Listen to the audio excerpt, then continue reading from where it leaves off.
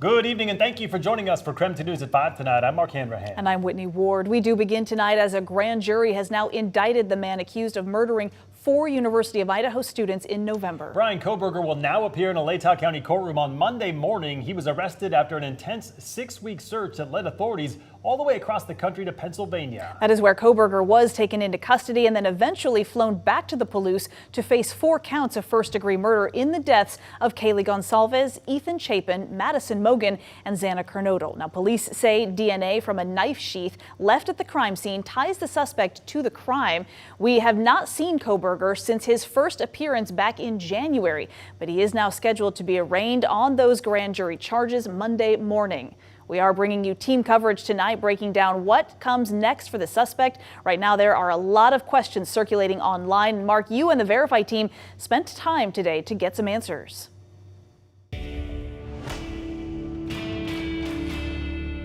Our Verify team has been looking into several claims and questions to help you sort out what's true and what's not true about the Kohberger indictment. So let's start with the claim there was a secret trial. One person on Twitter implying that Kohberger is not getting a fair process. Well, this claim is false. A grand jury does their work in secret, but they don't decide guilt or innocence only if there's enough evidence or probable cause to move forward with charges. Before a felony case can move forward in Idaho, the prosecution has to prove there's enough evidence to make a case. This can be done through either a preliminary hearing or through a grand jury, which leads us to our second question. Will there still be a preliminary hearing coming up in June? Well, the answer to that is no. The grand jury indictment serves the same purpose as the preliminary hearing, in this instance, allowing the case to move forward. We've also received questions about the grand jury. When did they meet and what evidence was presented? Well, the answer to this remains unknown at this time. Idaho law requires members of a grand jury to keep secret whatever is said or done in proceedings. The judge also sealed the names of all the witnesses who appeared. Court documents show the grand jury presented the indictment to the judge yesterday, but did not reveal any other details about when or for how long the grand jury met. Now, we can also verify the case is staying in Latah County. There is a new judge assigned to the case, but it has not been moved. One final question, will Kohberger face the death penalty if he's convicted? The answer right now, well, that's just not known right now. The prosecution has not yet filed to seek the death penalty, but they still could before the trial gets underway. And in our commitment to bringing you more to every story, KREM 2 has been working since early this morning to give you more context on what this means for the case. KREM 2's Shannon Mowdy spoke with a legal expert today on the strategic move of convening that grand jury. Shannon? A trial attorney tells me prosecutors asking a grand jury to weigh the evidence is just that, a strategic move. While a grand jury may be an unfamiliar concept for most, grand jury system exists in the Constitution. It's in the Fifth Amendment. It's been around since 1776. Trial attorney Mo Hammoudi says it is a legal strategy that safeguards a highly publicized case. Since the process is done behind closed doors, instead of the public preliminary hearing, it can protect the defendant and witnesses. The witnesses feel much more comfortable, sometimes freer to talk. Hammoudi says that can play against the defense because a grand jury isn't an adversarial process. No cross-examination. The only authority that the defense attorney has is nothing. Can't do anything. Another plus for the prosecutor, keeping their case theory secret until trial, as they only present some of the evidence. The grand jurors ask questions to the witnesses. They're free to do that. And they're free to ask the prosecutor to produce witnesses and produce additional evidence.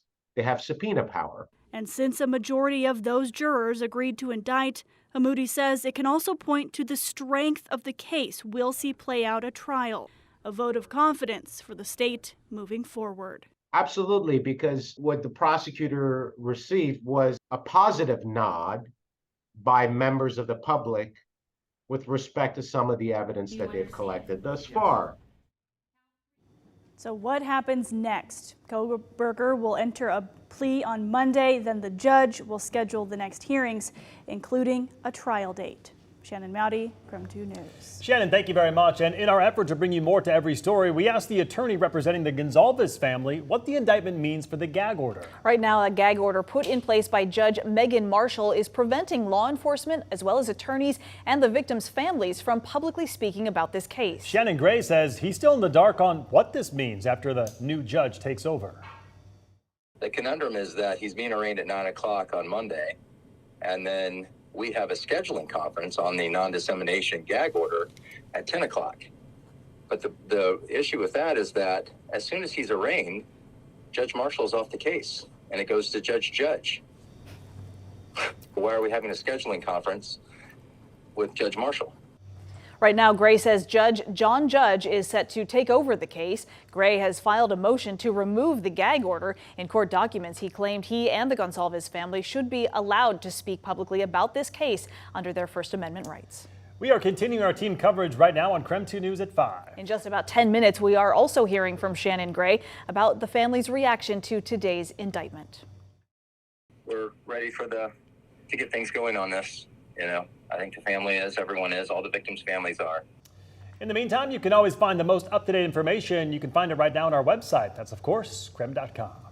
All right, now to the other big story that we are tracking at this hour. That is an air quality alert that has now been issued that's going to stay in place for the rest of the week. Yeah, let's get right to Chief Meteorologist Jeremy Legoo. Jeremy, how much longer are we under this smoke alert as that smoke continues to come down from Canada? All the way through Saturday morning, believe it or not. And I don't think we're at the worst of it yet. Right now, our air quality still sits at good here, but you can start to see some of that smoke filter in. Way off in the distance, that's Mount Spokane, and you can barely make it out because of that smoke.